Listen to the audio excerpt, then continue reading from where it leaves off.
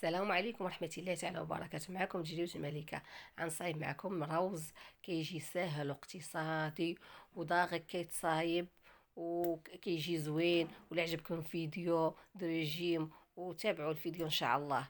عندي هنايا تقريبا كاس ونص ديال الروز، نتوما على حسب عينكم ميزانكم. من بعد ما غسلته درت له دابا الماء غنديرو يتسلق، غندير شويه الملحه، غنديرو يتسلق في البوطه. هنايا عندي جوج بصلات، عندي هنايا من بعد ما قطعتهم. عندي شويه دجاج، القياس اللي عندكم في الدار ديال الدجاج. عندي هنا فليفله حمراء وخضراء، نتوما على حسب الاختيار اللي كاين في الدار ديروه.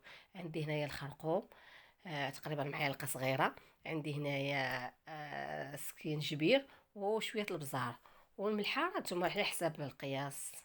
عندي هنايا كنور عندي، وانتم على حسب اختي بغيتو ديروه، ما بغيتوش نتوما.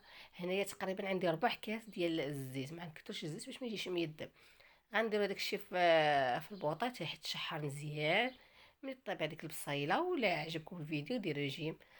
من بعد ما نشحروها النيت مزيان خلينا نقليوها.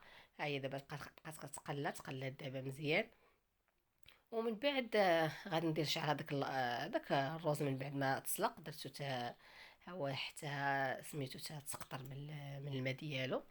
ونديرو في هذيك المقله ونشحرو شي شويه، نشحرو نيت معاها. نتوما شوفوا كتشحر يشرب هذيك العطريه وكيجي زوين. ديروا ما تذوقوا مع شلاضه مع الخضره مع الخس، اي حاجه مع كيجي. جربوه هذيك الساعه ان شاء الله ردوا عليا. ها نتوما دابا من بعد ما تشحر مزيان، ها هو دابا درنا التقديم حطيناه.